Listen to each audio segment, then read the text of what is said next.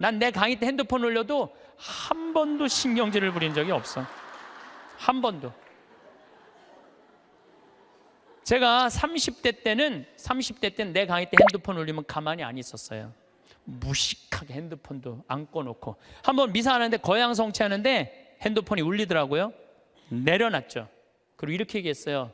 일주일에 한번 모여갖고 하느님 찬양하고 기도 한번 해보겠다는데 핸드폰 그걸 못 끄고 들어오느냐고 난리를 쳤어요. 그랬더니 미사 끝나고 자매 하나가 나한테 와서 신부님 죄송하다는 거예요. 왜 죄송하냐 그랬더니 우리 남편 핸드폰 소리였다는 거 아까. 그럼 남편 핸드폰이면 남편이 발이 없냐 손이 없냐 입이 없냐 왜 남편이 와서 사과 안 하고 당신이 와서 사과하냐 그랬더니 그 자매 하는 말이 우리 남편은 청각 장애자라는 거예요. 그러니까 듣지를 못하는 거야. 말도 못하는 거지. 근데 이거를 진동으로 놨는데 풀린 거야.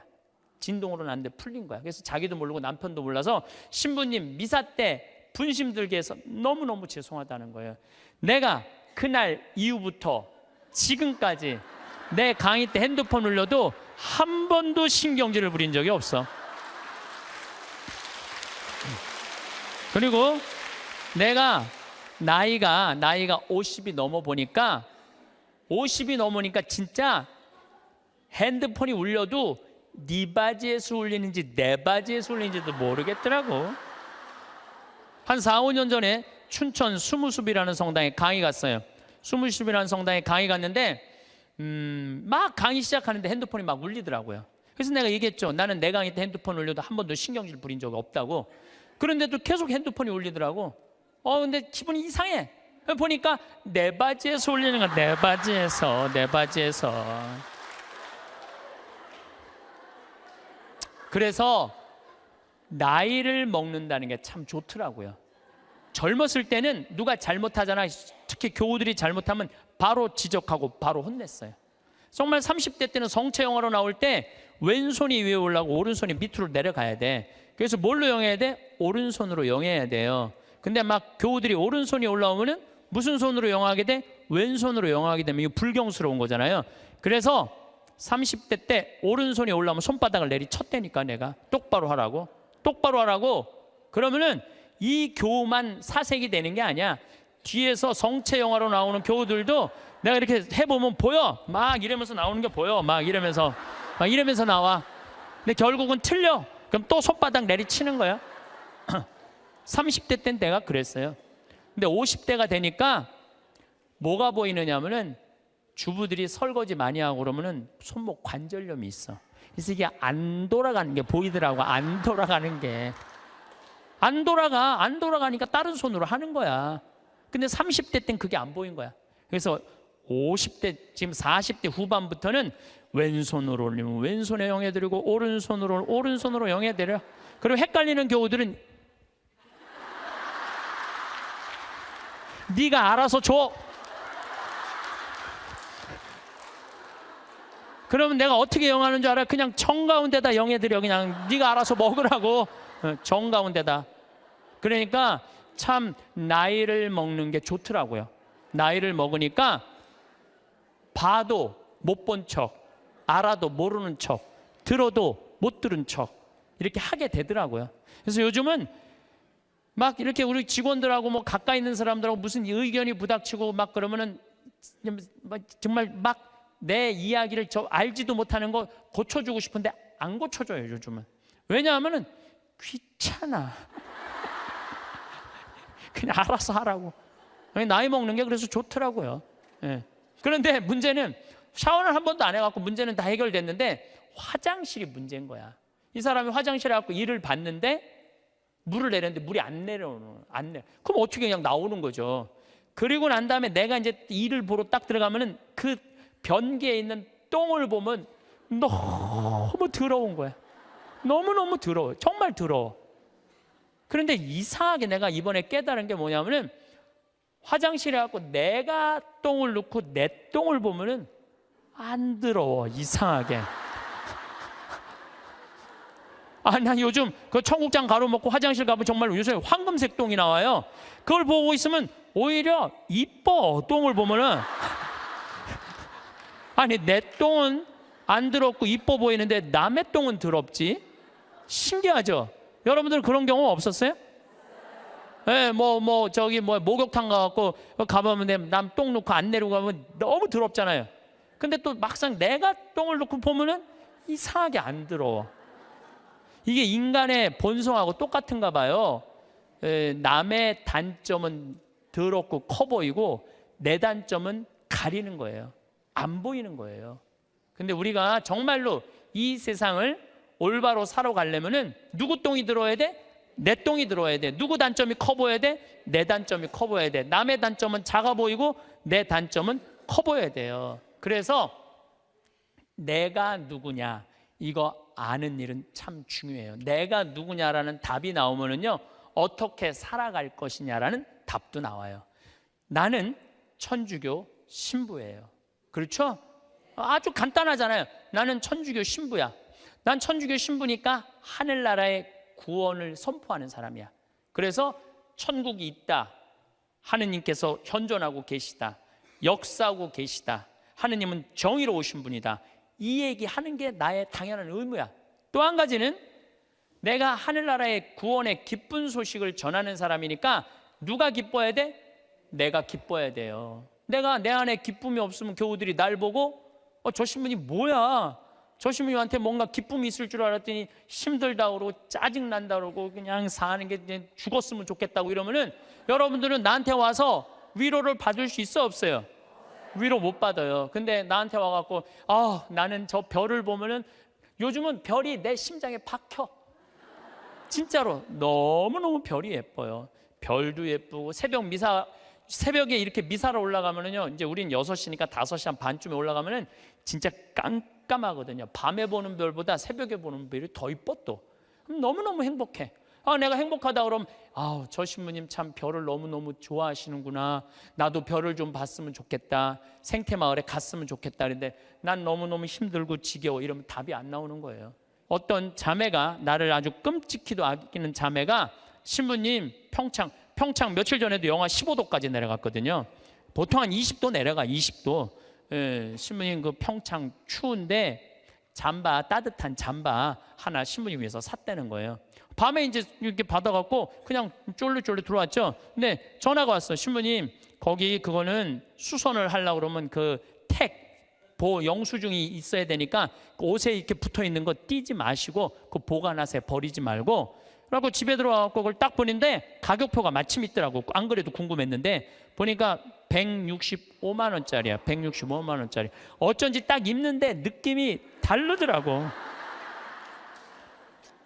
근데 저는 두 가지를 생각했어요. 첫 번째는 내가 전국에 다니면서 그냥 평범한 우리 교우들한테 강의하는데 165만 원짜리 옷 입고 다니면서 행복을 과연 이야기할 수 있을까? 그 생각을 첫 번째 했어요. 두 번째는 그 형 생각이 났어요. 항상 장애자들하고 사는 그 형, 양복 2벌, 맨날 까만 거, 이 색 저 색도 아니야, 까만 거 입고 다니는 그 형 생각이 났어요. 그 형이 이걸 보면은 나한테 뭐라고 그럴까? 못 잊겠더라고요. 마음에는 너무 들었는데 못 잊겠더라고. 그래서 다음날 돌려줬어요. 그리고 이렇게 말했어요. 나를 죽이려면은 이런 옷을 계속 갖다 줘라. 내 영혼을 죽이려면. 그러나 날 정말 사랑한다면은 이렇게 비싼 옷. 그리고 내가 그날 무슨 온천에 가갖고 보니까 밑에 막 세일하는 거 보니까 8만 원짜리 오리털 파카 많더라고. 8만 원짜리. 그래서 내가 얘기했어요. 내가 그 세일하는 데가 보니까 8만 원짜리도 많은데 왜 그렇게 비싼 걸 사서 줬느냐? 나한테 정말 선물하고 싶다면 8만 원짜리 해라. 그랬더니 어제 왔어. 택배로 8만 원짜리 3벌이. 어제 8만 원짜리 3벌이 택배로 왔더라고. 그런데 나를 제어해 줄 수 있는 멘토가 필요하다는 거예요. 또 내 멘토 한 분이 계셔요. 그분은 나보다 4살 많은 형인데 이 형은 철학적인 신부예요. 대화를 해보면 날밤 새요. 그런데도 시간 가는 줄을 몰라. 그럼 어쩜 저렇게 생각을 잘할까? 어떻게 저런 생각을 갖고 있을까? 어떻게 생각이 저렇게 깊을까? 이런 생각이 들어요. 그래서 그 형을 만나도 너무너무 좋아. 그리고 그 형도 나보다 나이가 많은 형인데 나를 혼내요. 나는 혼내줄 수 있는 사람이 있다는 게 너무너무 좋아요. 또 한 형은 나보다 7살 나이 많은 형인데 이 형은 생각이 없는 신부예요.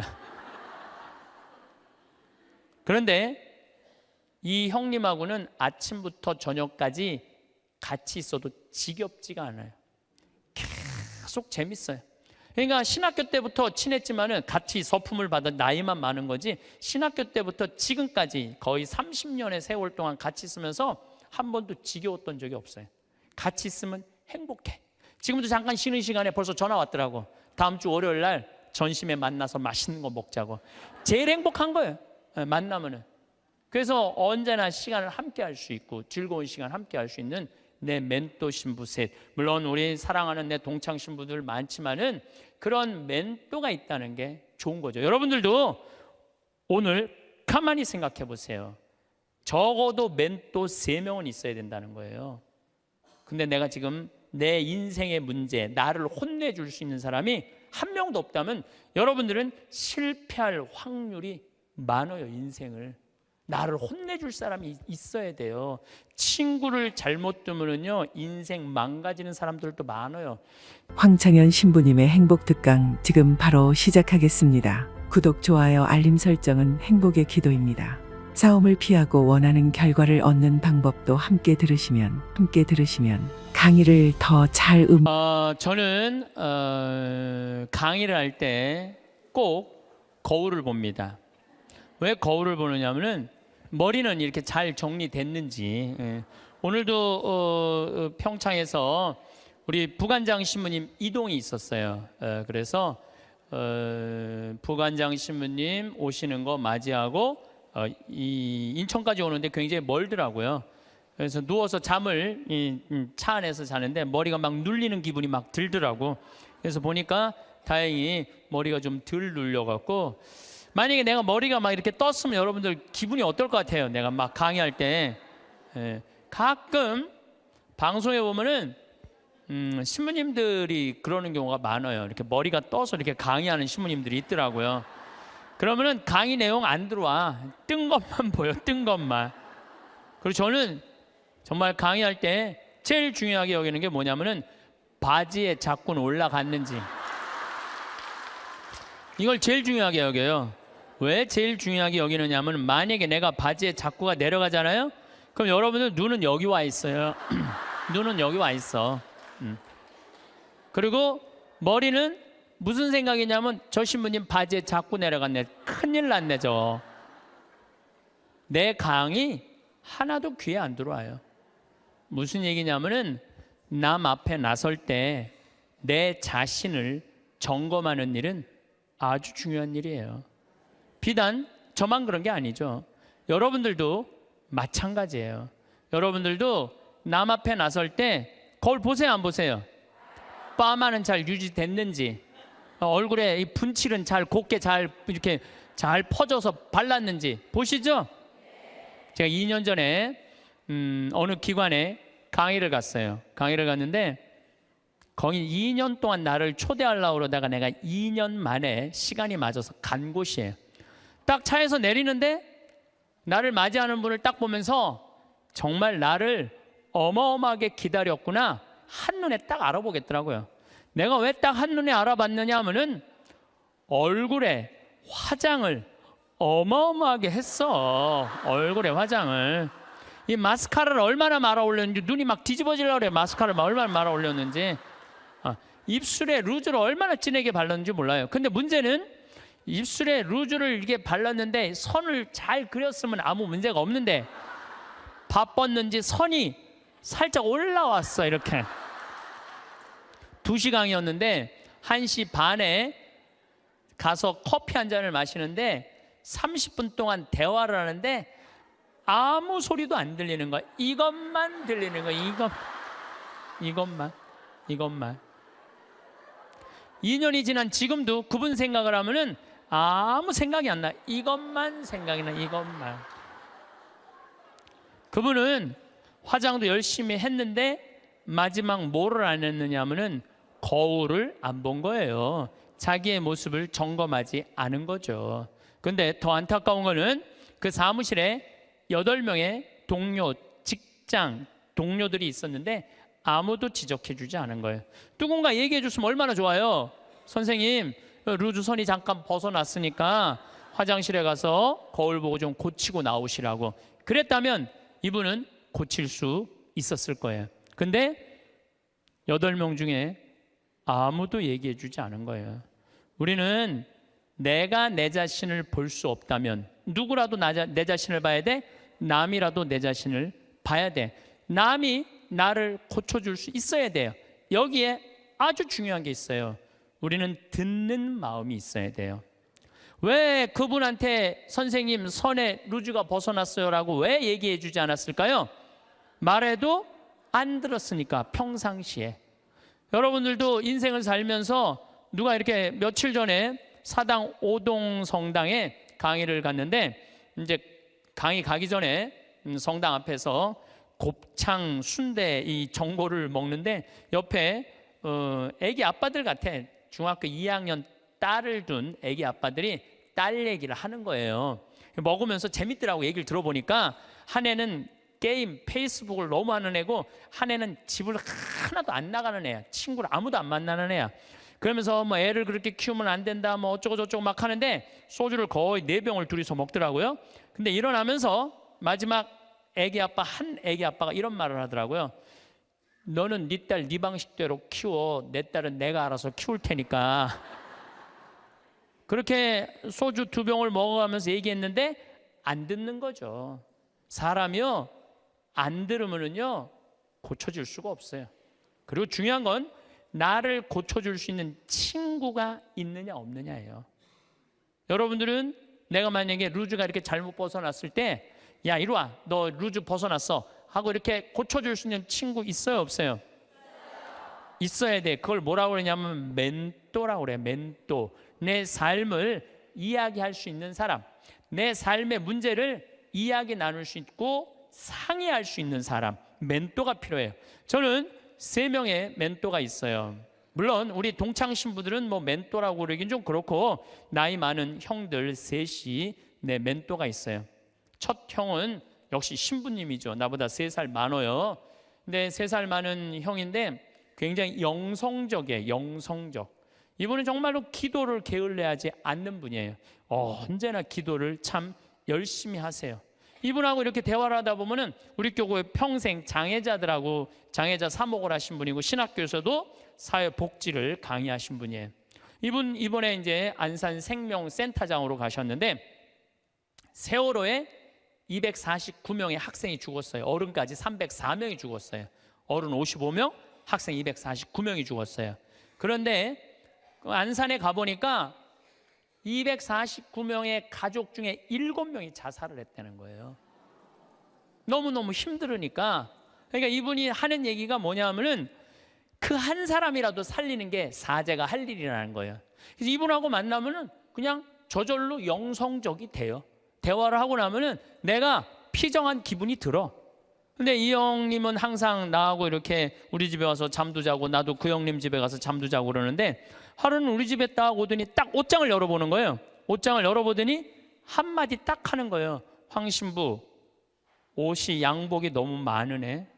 예수님 이걸 원할까? 근데 한 대 맞은 기분이 드는 거예요. 왜냐하면 나는 뭐 봄, 여름, 가을, 겨울 1년 365일 강의를 하니까 양복이 봄에 뭐 몇 벌, 여름에 몇 벌, 겨울에 몇 벌, 이렇게 한 10벌이 넘었어요. 그런데 많다고 나한테 혼을 내더라고요. 여러분들 인생에 있어서는요, 나를 혼내줄 사람이 필요해요. 나를 혼내줄 사람이 없으면은요, 나는 아나 무인이 되는 거예요. 그걸 보고 내가 양복을 다 나눠줬어요. 다. 아까도 말씀드렸잖아요.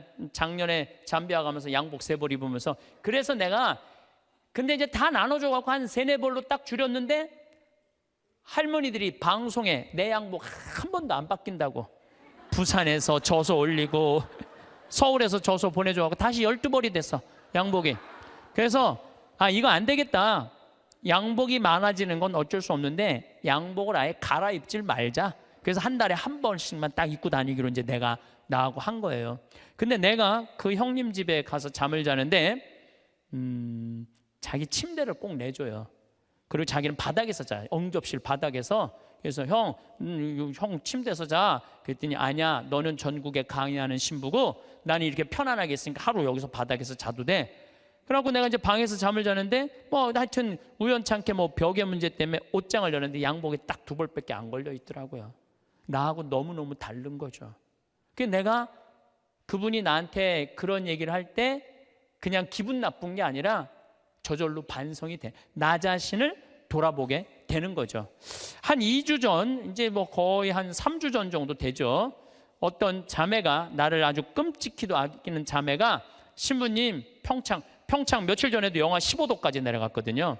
보통 한 20도 내려가. 20도. 신부님 그 평창 추운데 잠바, 따뜻한 잠바 하나 신부님 위해서 샀다는 거예요. 밤에 이제 이렇게 받아갖고 그냥 쫄르쫄르 들어왔죠. 근데 전화가 왔어. 신부님 거기 그거는 수선을 하려고 그러면 그 영수증이 있어야 되니까 그 옷에 이렇게 붙어 있는 거 띄지 마시고 그 보관하세요. 버리지 말고. 그래갖고 집에 들어와갖고 그걸 딱 보는데 가격표가 마침 있더라고. 안 그래도 궁금했는데 보니까 165만 원짜리야. 165만 원짜리. 어쩐지 딱 입는데 느낌이 다르더라고. 근데 저는 두 가지를 생각했어요. 첫 번째는 내가 전국에 다니면서 그냥 평범한 우리 교우들한테 강의하는데 165만 원짜리 옷 입고 다니면서 행복을 과연 이야기할 수 있을까? 그 생각을 첫 번째 했어요. 두 번째는 그 형 생각이 났어요. 항상 장애자들하고 사는 그 형, 양복 2벌, 맨날 까만 거, 이 색 저 색도 아니야, 까만 거 입고 다니는 그 형 생각이 났어요. 그 형이 이걸 보면은 나한테 뭐라고 그럴까? 못 입겠더라고요. 마음에는 너무 들었는데 못 입겠더라고. 그래서 다음날 돌려줬어요. 그리고 이렇게 말했어요. 나를 죽이려면은 이런 옷을 계속 갖다 줘라. 내 영혼을 죽이려면. 그러나 날 정말 사랑한다면은 이렇게 비싼 옷. 그리고 내가 그날 무슨 온천에 가갖고 보니까 밑에 막 세일하는 거 보니까 8만 원짜리 그 저기 뭐야 오리털 파카 많더라고. 8만 원짜리. 그래서 내가 얘기했어요. 내가 그 저기 뭐야 그 세일하는 데가 보니까 8만 원짜리도 많은데 왜 그렇게 비싼 걸 사서 줬느냐? 나한테 정말 선물하고 싶다면 8만 원짜리 해라. 그랬더니 어제 왔어. 택배로 8만 원짜리 3벌이. 어제 8만 원짜리 3벌이 턱벌 왔더라고. 그런데 나를 제어해 줄 수 있는 멘토가 필요하다는 거예요. 또 내 멘토 한 분이 계셔요. 그분은 나보다 4살 많은 형인데 이 형은 철학적인 신부예요. 대화를 해보면 날밤 새요. 그런데도 시간 가는 줄을 몰라. 그럼 어쩜 저렇게 생각을 잘할까? 어떻게 저런 생각을 갖고 있을까? 어떻게 생각이 저렇게 깊을까? 이런 생각이 들어요. 그래서 그 형을 만나도 너무너무 좋아. 그리고 그 형도 나보다 나이가 많은 형인데 나를 혼내요. 나는 혼내줄 수 있는 사람이 있다는 게 너무너무 좋아요. 또 한 형은 나보다 7살 나이 많은 형인데 이 형은 생각이 없는 신부예요. 그런데 이 형님하고는 아침부터 저녁까지 같이 있어도 지겹지가 않아요. 계속 재밌어요. 그러니까 신학교 때부터 친했지만은 같이 서품을 받아 나이만 많은 거지 신학교 때부터 지금까지 거의 30년의 세월 동안 같이 있으면서 한 번도 지겨웠던 적이 없어요. 같이 있으면 행복해. 지금도 잠깐 쉬는 시간에 벌써 전화 왔더라고. 다음 주 월요일 날 전심에 만나서 맛있는 거 먹자고. 제일 행복한 거예요. 만나면은. 그래서 언제나 시간을 함께 할 수 있고 즐거운 시간 함께 할 수 있는 내 멘토 신부 셋. 물론 우리 사랑하는 내 동창 신부들 많지만은 그런 멘토가 있다는 게 좋은 거죠. 여러분들도 오늘 가만히 생각해 보세요. 적어도 멘토 3명은 있어야 된다는 거예요. 근데 내가 지금 내 인생의 문제, 나를 혼내줄 수 있는 사람이 한 명도 없다면 여러분들은 실패할 확률이 많아요. 인생을. 나를 혼내줄 사람이 있어야 돼요. 친구를 잘못 두면요 인생 망가지는 사람들도 많아요. 최순실 같은 친구를 두면요 인생만 망가지는 게 아니라 나라도 말아먹을 수 있어요. 친구 잘못 두면은. 그래서 친구를 잘 둬야 되는데 아까도 말씀드렸지만은 듣는 마음이 있어야 돼요. 누가 나한테 얘기를 할 때 겸손되이 듣는 마음이 있어야 돼. 근데 우리 대통령께서는 누가 혼내줄 사람이 없었잖아요. 어렸을 때부터 누가 감히 그분을 혼을 내요.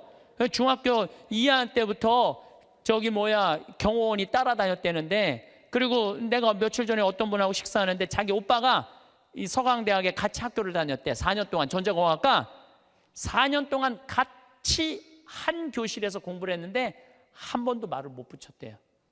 경호원이 옆에 있어갖고. 하늘과 땅이잖아요. 하늘과 땅. 그러니까 혼내줄 사람도 없어, 친구도 없어. 그러니까 지금도 밥을 혼자 드신대잖아요. 그러면은요, 이거는요 제대로 된 판단하기 쉽지 않아요. 사람은요 먹고 마시고 놀아야 돼요. 요거 꼭 기억하세요. 인생 실패하지 않는 유일한 길은 먹고 마시고 노는 거예요. 누구하고? 친구랑 먹고 마시고 놀 때 행복할 수 있어요.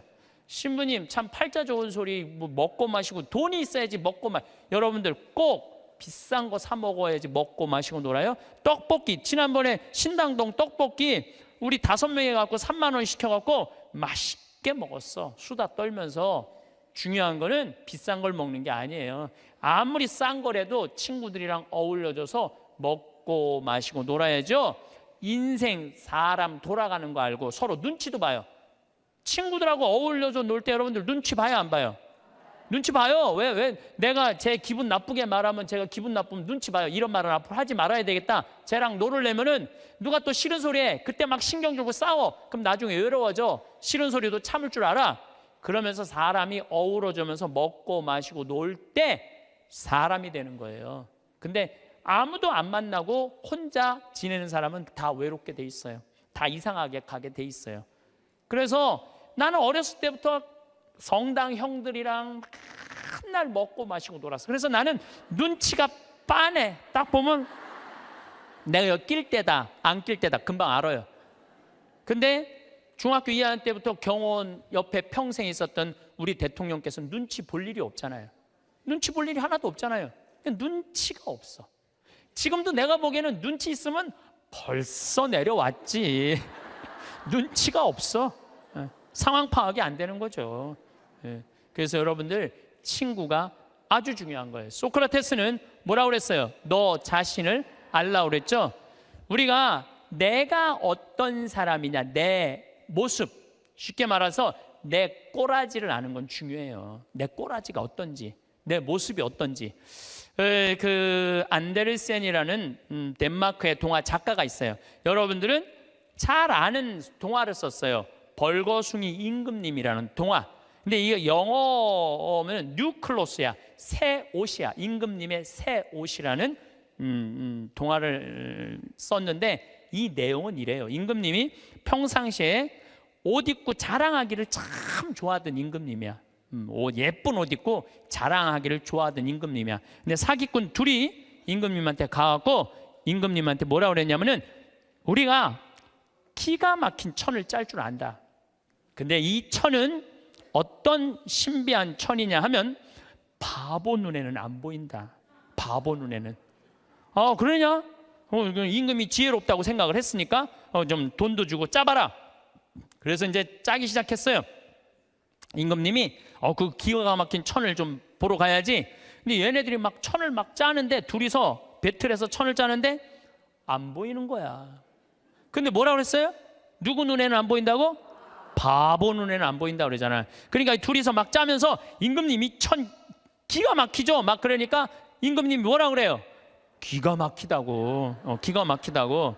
근데 이게 의심이 가는 거야. 그래서 신하들을 불러서 뭐라 그래요? 한번 보라. 근데 신하들도 딱 보더니 눈에 보여 안 보여? 안 보여. 근데 누구 눈에는 안 보여? 바보 눈에는 안 보이잖아요. 바보 신하 되기 싫으니까 뭐라 그래? 임금님 너무너무 멋있다고. 그래갖고 이제 일주일이 지나갖고 다 짰다고 입으라고 다 보이지도 않는데 입는 흉내를 다 내갖고 입었어. 퍼레이드를 하시라고. 퍼레이드를 하는데 온 백성이 그 얘기를 다 알고 있잖아요. 임금님 너무너무 멋있다고. 근데 꼬마의 하나가 우리 임금님 빨개 벗었네. 그래, 빨개 벗었네. 드러난 거죠. 그런데 동화가 여기서 끝났다면 이 동화는 하나도 재미없어요. 근데 이 동화는 끝까지 읽어보면은 어떻게 끝나느냐면 임금님은 창피해갖고 왕궁으로 뛰어들어가야 되는데 끝까지 퍼레이드를 해요. 끝까지 퍼레이드를 하고 그 창피를 다 당하고 왕궁에 들어가요. 여러분도 임금이 왜 끝까지 퍼레이드를 했을까요? 중간에 들어가면은 벌거벗은 거 내가 인정하는 거 아니야. 그러니까 니네들 눈에는 안 보여도 내 눈에는 보인다. 그리고 끝까지 한 거예요. 끝까지. 그런데 여러분들 친구들이 너 그거 잘못됐어. 그러면 고쳐야 되는데 어떻게 해? 끝까지 고집피고 가는 사람들이 있죠. 너 그거 다단계 너 그거 하면 안 돼. 친구가 분명히 그랬어. 너 다단계 하면 안 돼. 근데 이 다단계 하는 사람이 뭐라 그래? 나 이거 성공할 거야. 너 몰라서 그렇지. 내가 이걸로 돈 벌을 거야. 끝까지 가. 언제까지? 완전히 말아먹을 때까지. 자기 꼬라지를 모르는 거죠. 그래서 소크라테스가 뭐라 그러는 거예요? 너 자신을 알라고 얘기를 하는 거. 너 자신을 알라고. 공자님은 제자들이 이렇게 말합니다. 임금님, 죽음 이후에 대해서 좀 알려주십시오. 그러니까 공자님이 뭐라 그래요? 나는 이 삶도 다 알지 못하는데 내가 어떻게 죽음 이후에 대해서 말하겠느냐. 굉장히 겸손한 얘기죠. 여러분들 이런 분들이 있어요. 나는 딱 보면 알아. 딱 보면 뭘 알아 알기는. 여러분들 딱 보면 알아요? 사람도 난 한눈에 딱 보면 알아. 여러분들 정말로 한눈에 딱 보면 알아요? 나는 그거 불가능하다고 생각해요. 어떻게 나 세상 돌아가는 거 딱 보면 알아. 나는. 이 사람은요 자기 꼬라지를 모르는 사람이에요. 자기 주제를 모르는 사람이야. 그 공부 많이 하고 생각 깊은 공자님도 내가 삶도 다 이해 못하는데 어떻게 죽음을 알겠느냐, 죽음 이후에 대해서 이야기하겠느냐.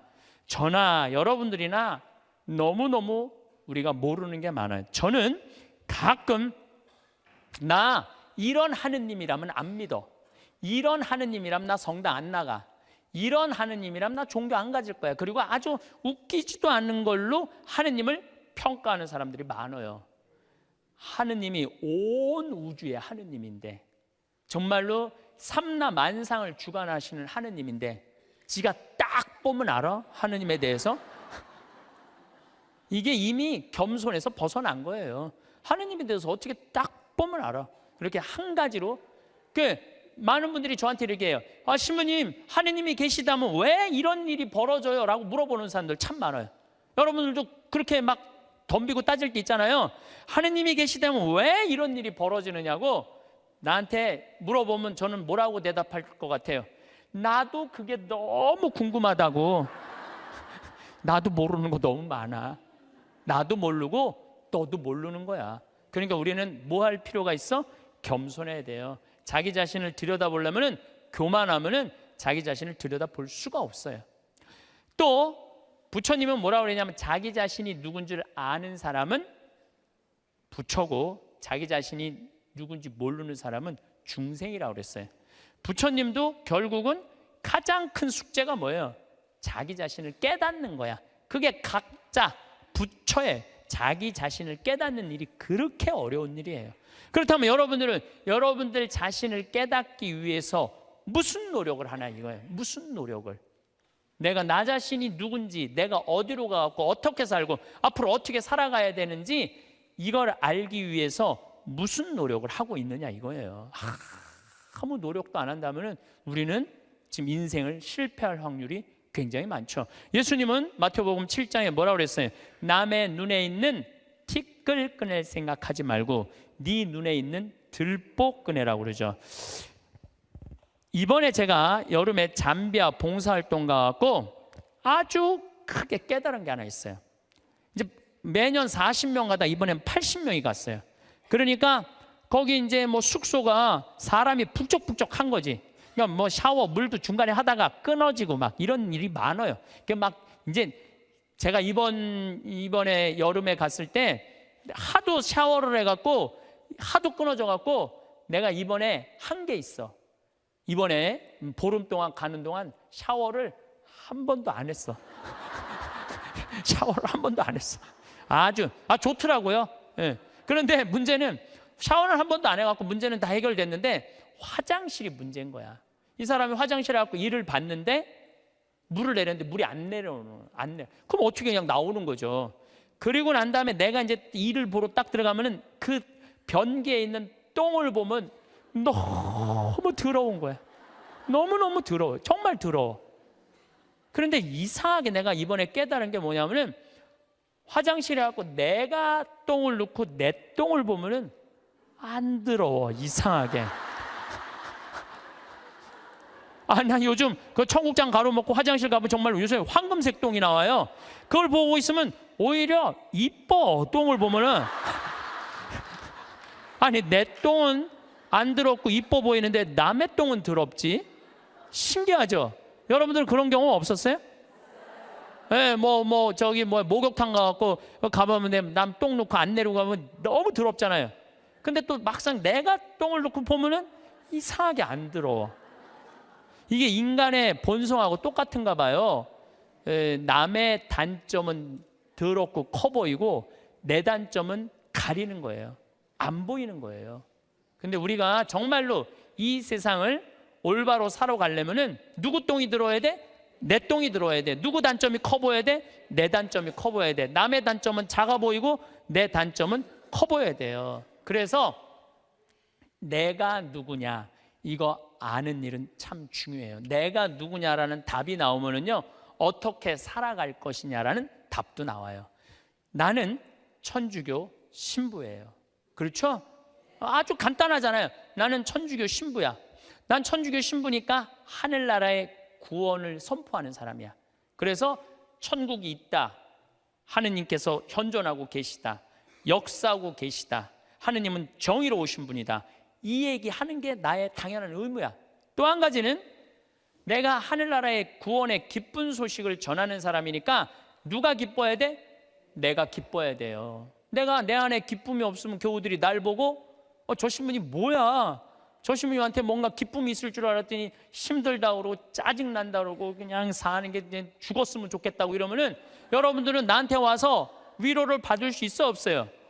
위로 못 받아요. 근데 나한테 와갖고 나는 저 별을 보면은 요즘은 별이 내 심장에 박혀. 진짜로 너무너무 별이 예뻐요. 별도 예쁘고 새벽에 이렇게 미사를 올라가면은요 이제 우린 6시니까 5시 한 반쯤에 올라가면은 진짜 깜깜하거든요. 밤에 보는 별보다 새벽에 보는 별이 더 이뻐. 또 너무너무 행복해. 내가 행복하다 그러면 저 신부님 참 별을 너무너무 좋아하시는구나. 나도 별을 좀 봤으면 좋겠다. 생태마을에 갔으면 좋겠다. 그런데 난 너무너무 힘들고 지겨워. 이러면 답이 안 나오는 거예요. 그러니까 내가 누구냐.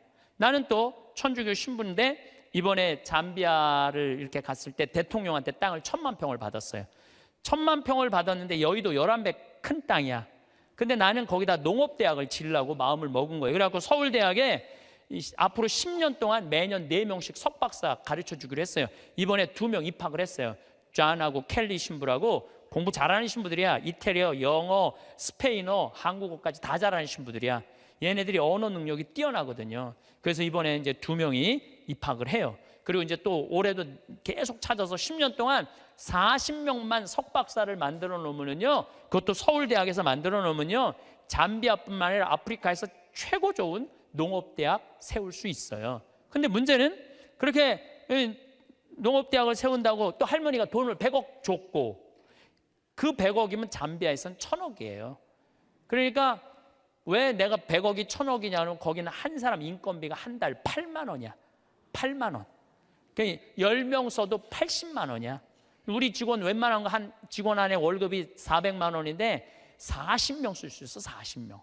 그러니까 100억이면 잠비아에 1000억이야. 그래서 난 농업대학 생각을 하고 있는데 은돌락 교구라고 잠비아는 그 교구는 신자가 100만 명이에요. 100만 명. 잠비아는 신학생이 480명인데 신학교가 없어요. 기숙사가 없어. 신학교는 있는데 그래갖고 제대로 교육이 안 돼 있어.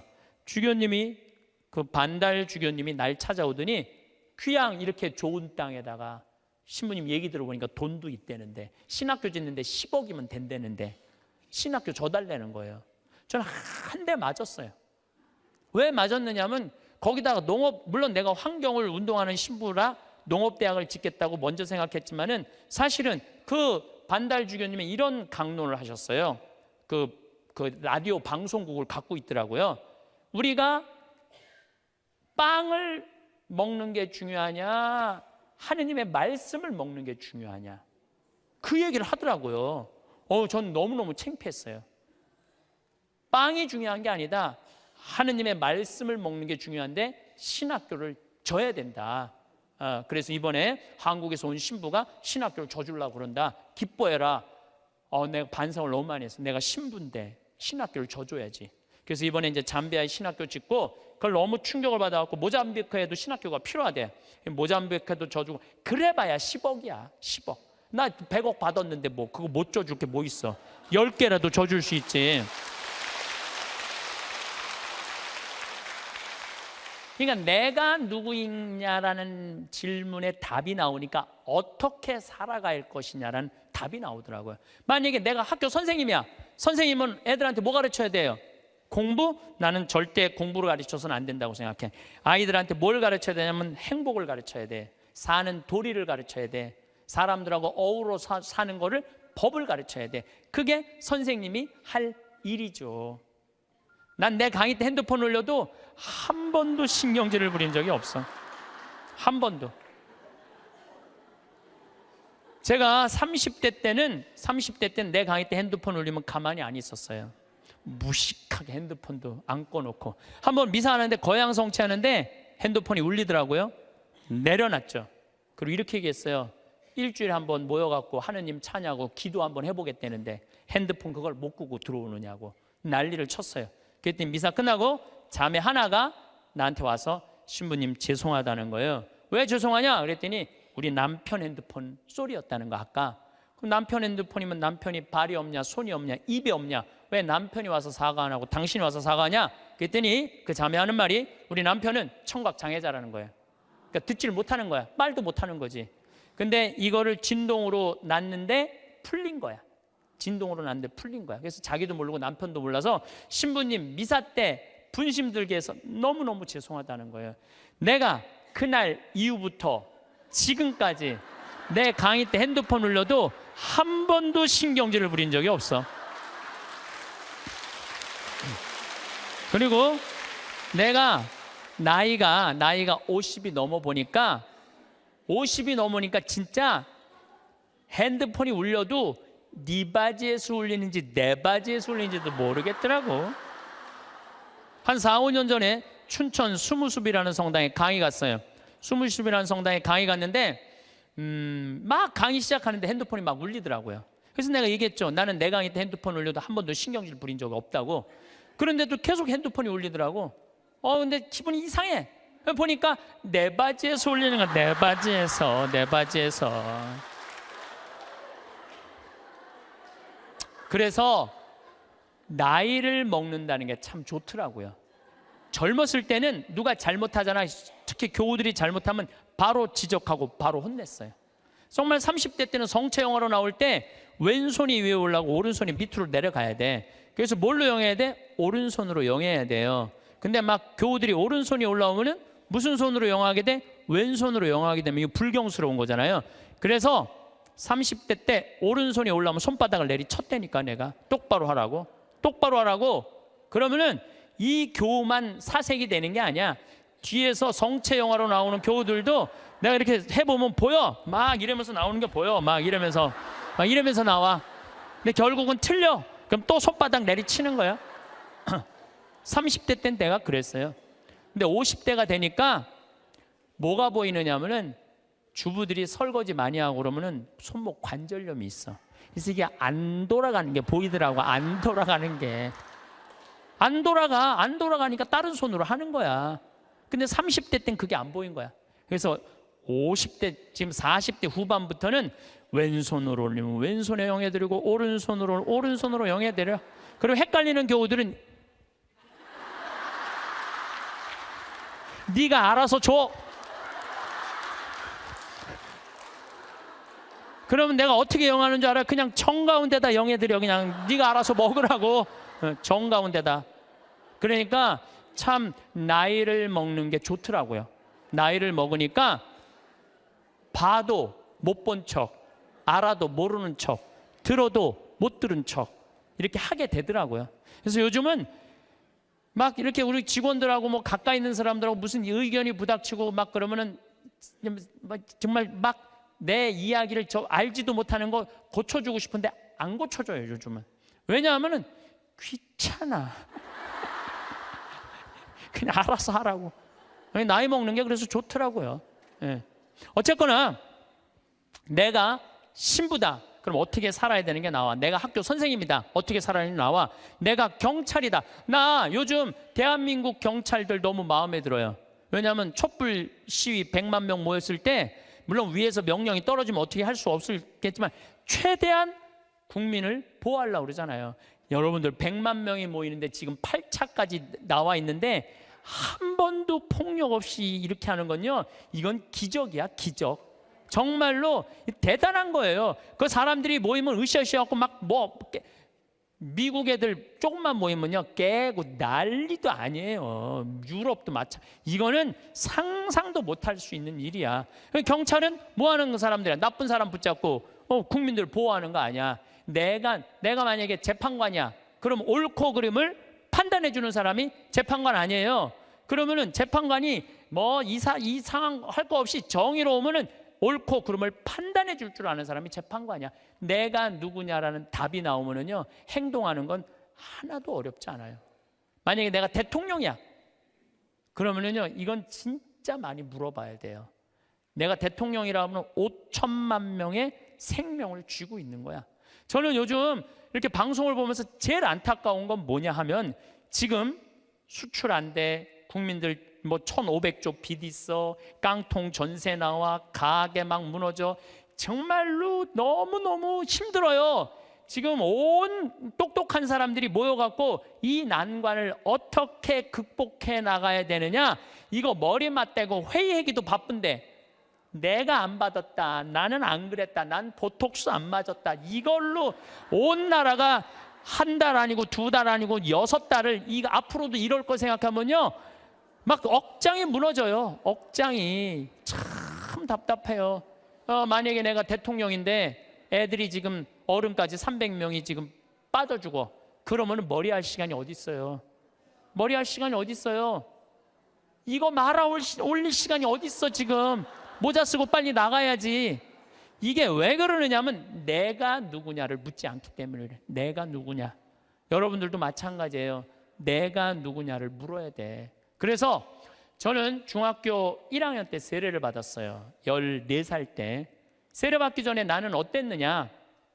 반장 부반장 해봤던 적이 없어요. 나는 반장 부반장. 그리고 우리는 한 반이 70명이었는데 줄반장도 중요한 자리였어요. 줄반장도 해봤던 적이 없어. 나는 우등상 한번 타봤던 적 없는 사람이에요. 예. 그리고 성격은 진짜 지랄 맞았어요. 까칠한 거 뭐 말할 것도 없고. 그래서 만약에 내가 밥을 먹다가 신경질이 나잖아요. 난 숟가락 그냥 던졌어요. 숟가락 젓가락. 밥그릇도 많이 던졌어요. 밥그릇도. 그래서 어머니가 그 밥풀, 누나가 밥풀 이렇게 주워 담았던 거 생각나. 일단 던지고 숟가락 밥그릇 던지면 일단은 그거 다 하고 나면 나는 안 죽을 만큼 두들겨 맞았어요. 안 죽을 만큼. 예. 어떨 땐 상도 들러 엎었어요. 상도. 어렸을 때 내 기억나. 신경질 나면은 하고 싶은 대로 다 했어. 초등학교 2학년 때 이건 진짜 아주 잊을 수 없는 일이야. 너무너무 신경질이 났어. 근데 밥 먹을 때가 아니었나 봐. 문을 딱 열었는데 뭐 던져야 되는데 아무것도 없는 거야. 던져야 되는데 근데 마루에 마침 뭐가 있었느냐면 요강이 있었어요. 요강이. 우리 가족이 다 있었어요. 그때 내가 어떻게 했어요? 그 초등학교 2학년 애가 요강을 발로 찼어. 발로 차갖고 이제 시멘트 바닥에 딱 떨어져갖고 깨지면 난 죽는 거야. 어머니한테 맞아 죽는 거야. 근데 정말로 발로 찼는데 요강이 딱 시멘트 바닥에 떨어지면서 굴르기 시작하는 것도 딱 쓰는데 온 가족이 정말로 어이가 없으니까 다 웃더라고요. 하도 어이가 없으니까. 근데 그 얘기를 어머니가 지금도 해. 우리 가족이 지금도 해. 너 어렸을 때 요강 찬 거 생각나느냐고. 예, 너라고는 이제 안 그래요. 신부님 어렸을 때 요강 차는 거 생각나느냐고. 그렇게 까칠했어요. 그런데 내가 중학교 1학년 때 세례를 받으면서 어마어마한 거울을 만난 거예요. 예수 그리스도라는 거울을 만났어요.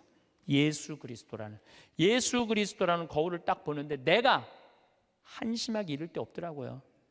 남을 배려할 줄도 모르고, 아까도 말씀드렸지만 인내할 줄도 모르고, 남을 사랑할 줄도 모르고, 아무것도 할 줄 아는 게 없더라고요. 예수님은 사람을 사랑하겠다고, 나를 사랑하겠다고 그 고통스러운 십자가를 지셨는데 나는 내 손에 하나도 안 보려고 그러고 살았던 거예요. 안 질라고, 누구한테도 안 질라고, 그렇게 살았던 내 자신이 기가 막히더라고요. 그래서 저는 내 똥이 더러운 걸 알기 시작했어요. 내 똥이 더럽더라고요. 그래서 만약에 지금 초등학교 때 성격 지금도 갖고 있었다면 이렇게 이 자리에서 강의 못하죠.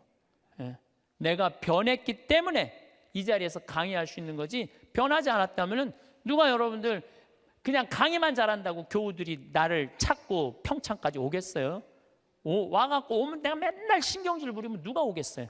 맨날 반짝반짝 웃으니까 오는 거지. 반짝반짝 웃으니까 오는 거지. 그래서 나에게는 예수 그리스도라는 거울이 나를 비추기 시작했어요. 정말 많이 나를 비춰주셔. 지금도 오늘도 예수님 생각 많이 했어요. 예수님 참 정말로 우리를 끔찍하게도 사랑하시는 분이구나. 우리가 상상하는 것 이상으로 우리를 사랑하고 계시고 온 삶으로 당신은 우리를 사랑하셨구나, 이런 생각이 참 많이 들어요.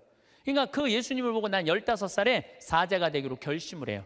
지우학한 거죠. 그 신학교 들어갔고 공부 정말 많이 했어요.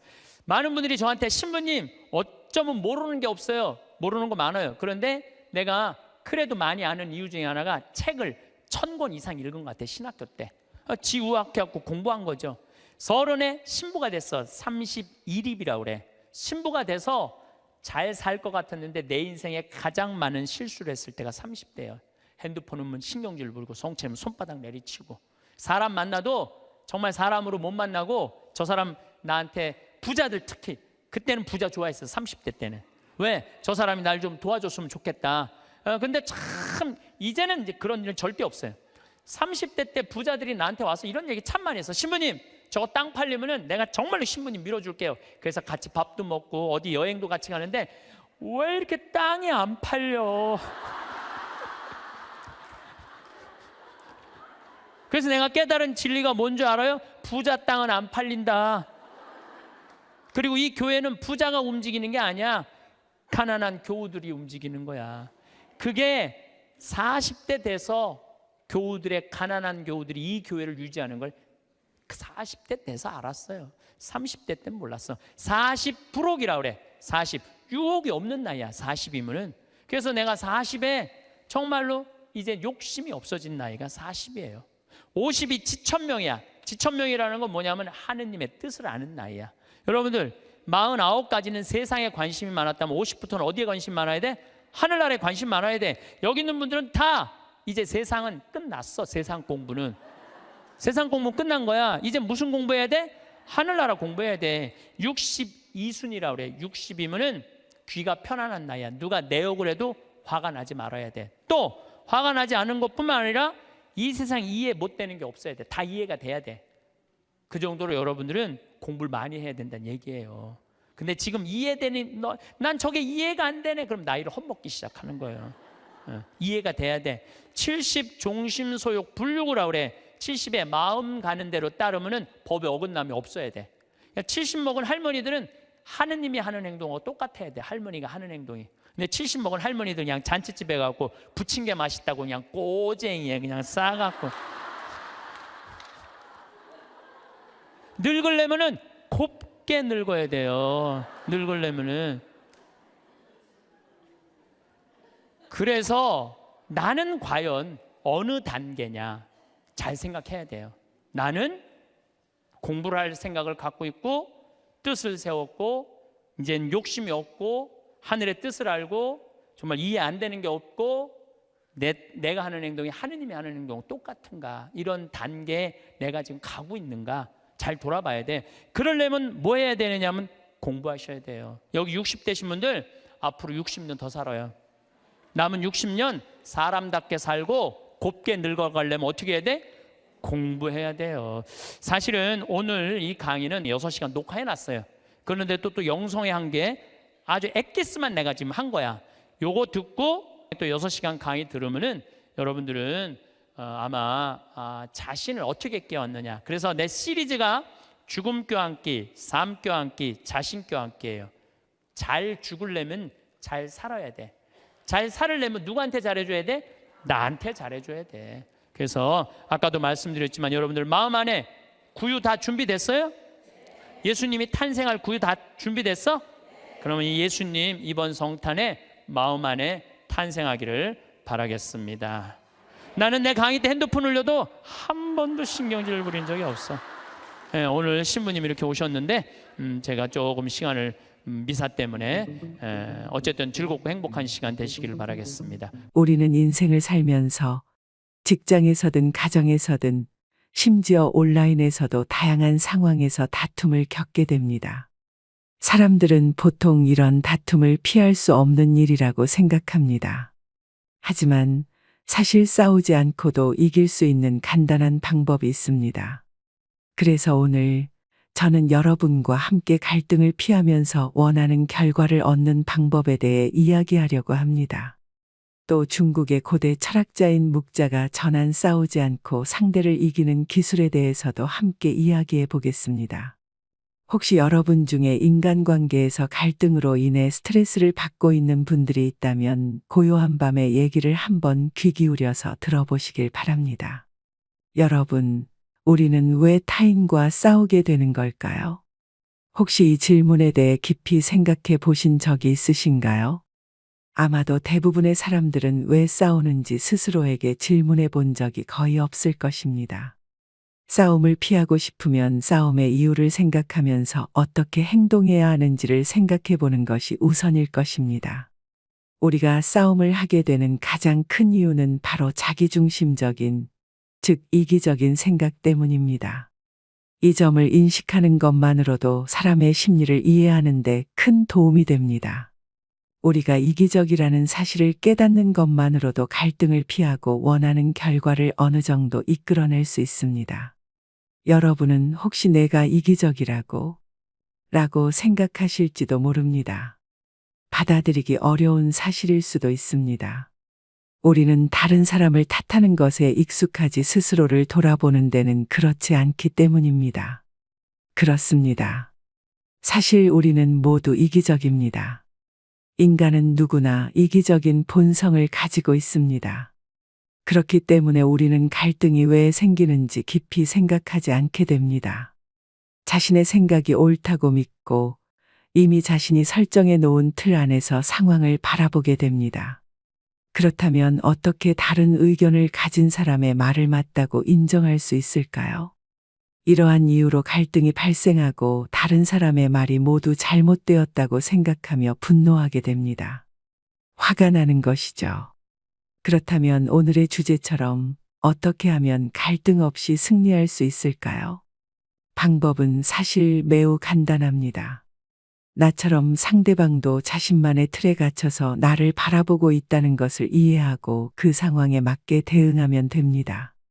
즉, 나만 우물 안에 있는 것이 아니라는 것을 깨닫는 것이죠.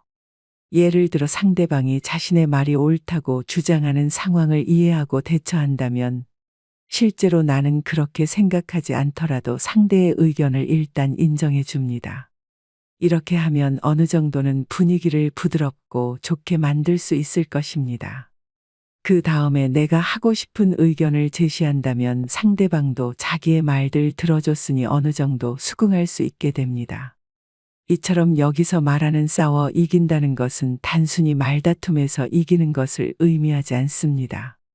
흥분해서 심한 말을 하거나 상대방의 약점이나 콤플렉스를 들추어내 지적하게 되면 상대방에게 평생 잊지 못할 마음의 상처를 줄 뿐만 아니라 이후에 나 자신도 찝찝한 기분을 느끼게 됩니다. 그리고 상대방의 반발심만 더 키우게 될 것입니다. 결국 이러한 행동은 나중에 큰 손해를 가져오게 될 것입니다. 따라서 우리가 싸우는 이유는 각자의 이기적인 생각 때문이며 싸움의 목적은 자신의 의견을 상대방이 받아들이고 따르기를 원한다는 것을 깨닫는 것이 중요합니다. 그러면 우리는 말다툼에서 이겼다는 순간의 기쁨에서 벗어나 진정한 싸움의 본질을 이해하고 이를 잘 활용할 수 있게 됩니다. 이러한 심리적인 방법은 일상생활뿐만 아니라 모든 인간관계에서 충분히 활용할 수 있는 전략입니다. 모든 사람이 다 다르다고 생각할 수 있지만 사실 사람들은 기본적으로 비슷합니다. 어떤 사람이라도 결국 자신이 최고라고 생각하고 자신의 의견이 옳다고 믿는 마음은 다 비슷하기 때문입니다. 이와 유사한 내용을 담고 있는 유대인의 격언이 있습니다. 모든 물줄기를 막아버리면 압력이 더욱 강해집니다. 필요한 만큼 둑을 쌓아 물이 그 부분을 우회하여 흘러내리게 하는 것처럼 모든 일을 싸움으로 해결해야 한다고 생각하면 상대는 더 강한 적으로 변에 맞서오게 됩니다. 하지만 자신의 자세를 확고히 하고 능력을 키우면 상대방은 우리를 가볍게 여기지 못하거나 피하게 됩니다. 싸움 없이도 나의 길을 막는 요소들을 제거하는 지혜가 필요한 것입니다. 정면 승부를 피하고 상황에 맞게 대응해야 합니다. 마치 어둠을 사라지게 하기 위해 싸우기보다는 빛을 더 밝히는 것이 중요한 것처럼 말입니다. 이처럼 우리는 싸움을 다툼으로 맞서기보다는 다름을 인정하는 지혜가 필요합니다. 과거의 명언들이 때로는 고리타분하게 느껴지거나 시대착오적으로 보일 수 있습니다. 그러나 인간의 본성은 변하지 않으며 사회가 돌아가는 기본적인 원리도 쉽게 바뀌지 않습니다. 그래서 옛 현인들의 지혜를 눈여겨보고 귀담아 듣는 것은 인생에 많은 도움이 될 수 있습니다. 약 2500여 년 전 싸우지 않고 승리하는 방법을 가르친 위대한 사람이 있었습니다. 바로 춘추 전국 시대의 묵자입니다. 묵자는 보편적인 사랑, 즉 겸손을 기본 사상으로 삼은 철학자였습니다. 그는 원래 공자의 가르침을 따르는 유학자였으나 이후 자신의 철학을 발전시켜 나갔습니다. 묵자는 미인은 문 밖으로 나오지 않더라도 많은 사람을 만나고 싶어 한다. 스스로 이름을 밝히려고 하기보다는 내면의 자아를 강화하는 것이 낫다라고 말했습니다. 그렇다면 이제 묵자가 전하는 싸우지 않고 이기는 기술, 그 중에서도 가장 중요한 5가지를 이야기해 보겠습니다. 첫째, 무의미한 논쟁을 피하라. 말다툼을 하게 되면 대부분의 사람들은 고집을 부리게 됩니다. 그러나 실제로 그런 논쟁에서 얻을 수 있는 것은 거의 없습니다. 자존심 때문에 쉽게 포기하지 못하는 경우가 많습니다. 논쟁에서 패배하면 기분이 상하고 승리하면 친구를 잃게 됩니다. 상대방과 논쟁하고 싶을 때는 2가지를 고려해야 합니다. 하나는 논쟁에서 승리해도 그것이 의미 없다는 사실입니다. 2번째는 승리해도 그것이 상대방의 자존심을 상하게 하여 얻은 것이라는 점입니다. 둘째, 겸손은 가장 큰 미덕입니다. 겸손한 태도로 마음을 열어야 합니다. 양자강과 황허강은 작은 물줄기를 거부하지 않아 거대한 강을 이룰 수 있었습니다. 묵자는 이렇게 말했습니다. 다른 사람의 작은 비평도 기꺼이 받아들이는 태도야말로 타인의 장점을 흡수해 성장하는 가장 빠른 방법이다. 겸손은 우리 삶에서 정말 중요한 태도입니다. 아무리 뛰어난 사람이라도 이 세상에 비하면 보잘것없을 뿐입니다. 그러니 항상 겸손한 자세로 성장해 나가는 것이 중요합니다. 셋째, 비워야 채울 수 있습니다. 가득 차 있는 곳에는 어떤 것도 담을 수 없습니다. 자의식 과다는 많은 고민의 시작입니다. 지나치게 자신을 중심으로 생각하면 피로감에 시달리며 자신과 타인에게 예민하게 행동하게 됩니다. 자아가 가득 찬 사람에게는 타인이 들어올 공간이 없습니다. 그러므로 항상 어느 정도 자신을 비워두는 여유가 필요합니다. 넷째, 자랑하지 않는 것. 세상에는 소인이 많아 겸손하지 않으면 반드시 질투받게 됩니다. 그래서 자신을 숨기고 보호할 필요가 있습니다. 예로부터 지혜로운 사람은 빛을 숨기고 우둔함을 보였다고 합니다. 다섯째, 소인은 피하는 것이 좋습니다. 묵자는 군자는 소인과 친구가 되지 않더라도 소인을 대처하고 피할 줄 알아야 한다라고 말했습니다. 소인은 주변 사람을 비방하고 상대하기보다는 피하는 것이 좋습니다. 만약 적이 되더라도 군자보다는 소인이 훨씬 위험합니다. 군자와 달리 소인은 그 옹졸함 때문에 평생 다른 사람을 괴롭히기 때문입니다. 돌이켜보면 유난히 잘나지도 대단하지도 않은 비슷비슷한 사람들이 다툼을 벌입니다. 그리고 그로 인해 큰 손해와 번뇌, 고통을 겪는 경우가 얼마나 많은지 헤아릴 수조차 없습니다. 이 글을 읽고 계신 여러분 모두 싸우지 않고 이기는 방법을 익혀 행복한 인생을 살아가시길 바랍니다. 지금까지 이 글을 들어주시는 분들은 지혜에 대한 욕구가 있으신 분이니 분명 현명한 인생을 사실 수 있으실 겁니다. 하지만 자꾸만 화가 나서 고민이신 분 있나요? 그런 분을 위하여 강의를 하나 더 준비했습니다. 뒤이어 화라는 감정이 우리에게 미치는 영향과 그 감정을 어떻게 다스릴 수 있는지에 대해 함께 이야기해 보겠습니다. 흔히들 참으면 병이 된다는 말을 들어보셨을 텐데요. 이것이 바로 우리가 화라는 감정에 대해 이해하고 잘 다루어야 하는 이유입니다. 화는 우리 몸과 마음에 다양한 부정적인 영향을 미칠 수 있습니다. 예를 들어 화를 계속해서 참기만 한다면 흔히 화병이라고 불리는 심리적 질병이 생길 수 있습니다. 화병은 우울감, 불면증, 식욕저하, 피로 등과 같은 우울 증상으로 이어질 수 있습니다. 때로는 호흡곤란이나 원인 불명의 통증까지 동반하기도 합니다. 심한 경우에는 자살 충동을 느끼게 될 수도 있습니다. 반대로 화를 자주 내는 것도 문제를 일으킬 수 있습니다. 화를 자주 내면 우울증, 고혈압, 심장병, 스트레스, 알코올, 남용, 비만 등의 다양한 건강 문제를 유발할 수 있습니다. 또한 화를 낼 때 우리 몸의 체온이 떨어지고 혈액순환이 원활하지 않게 되어 신체 조직이 경직되기도 합니다. 성숙한 직장인이라면 화가 나는 상황에서도 감정을 잘 조절할 수 있어야 합니다. 이제 화를 다스리는 몇 가지 방법을 살펴보겠습니다. 회의나 대화 도중 화가 나서 참기 힘들다면 잠깐 자리를 피하는 것이 좋습니다. 화장실에 다녀오거나 건물 옥상과 같은 탁 트인 곳에서 심호흡을 하며 기분을 진정시키는 것이 도움이 됩니다. 누군가가 나를 화나게 했다면 사과를 받아들이고 용서해 주는 것이 좋습니다. 그러나 다음에는 이런 일이 없길 바란다는 점을 분명히 해두세요. 화가 날 때는 신나는 음악을 듣는 것도 좋습니다. 이어폰을 사용해 조용히 음악을 감상하며 기분을 전환해 보세요. 유머 게시판이나 재미있는 동영상을 보며 웃음을 터뜨리면 화가 사라지기도 합니다. 화를 내기 전에 몇 가지 중요한 점을 고려해 볼 필요가 있습니다. 이건 있을 수 없는 일이야라는 생각이 비합리적일 수 있음을 인지해야 하며 극단적인 표현을 삼가고 상대방이 나와 같은 행동을 해야 한다는 가정은 하지 않는 것이 좋습니다. 때로는 사람의 불완전함을 받아들이고 난 이런 건 못 참아라고 생각하기보다는 상황을 있는 그대로 받아들이는 것이 중요합니다. 특정 행동을 비판하는 것과 그 사람 자체를 나쁜 사람으로 규정하는 것은 다릅니다. 우리는 사람과 행동을 구별해야 합니다. 화가 났을 때 즉시 반응하기보다는 그 화를 내일로 미루는 것이 이성적인 판단을 내리는 데 도움이 됩니다. 또한 화를 내는 것이 정말로 어떤 효용이 있는지 생각해 보는 것이 중요합니다.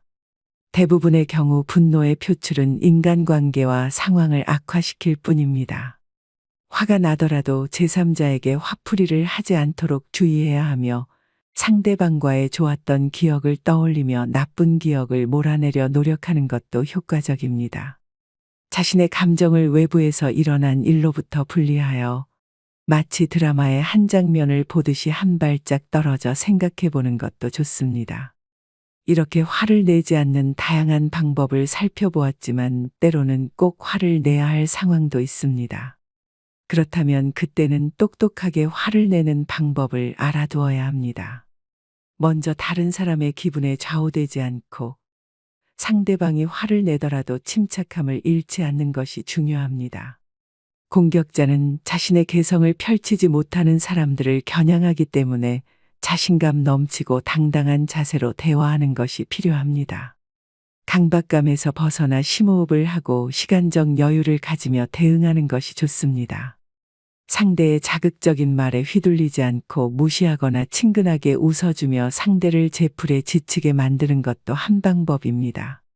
감정이 격해질 때에는 화제를 바꾸거나 두 마디로 간단하게 자신의 기분을 표현하는 것이 효과적입니다. 말이 많아지면 핵심이 흐려질 수 있기 때문입니다. 때로는 상대를 혼란스럽게 만드는 엉뚱한 말을 하거나 상대의 말을 되물어 대화의 방향을 바꾸는 것도 방법입니다. 상대의 의견을 이해하는 모습을 보이면서도 자신의 의견을 단호하게 주장해 상대의 마음의 균형을 무너뜨리는 전략도 사용할 수 있습니다. 무엇보다 중요한 것은 상대의 공격을 감정적으로 받아들이지 않는 것입니다. 상대를 자세히 관찰하여 그들의 현재 상태를 있는 그대로 지적하는 것이 필요합니다. 마지막으로 모욕적인 말을 저지하고 상대에게 명확하게 나의 불쾌감을 전달하며 사과를 요구하는 것이 중요합니다. 대화를 통해 핵심을 명확히 하고 대화의 규칙을 정하여 서로의 의견을 존중하면서도 자신을 보호할 수 있는 전략을 구사해야 합니다. 이렇게 화를 내는 다양한 방법을 익히고 적용함으로써 우리는 더 건강한 인간관계를 유지하고 감정적으로 성숙한 삶을 살아갈 수 있을 것입니다. 오늘도 서로에게 더 따뜻한 사회, 우리들의 행복한 노후를 바랍니다. 고요한 밤이었습니다. 시청해 주셔서 감사합니다.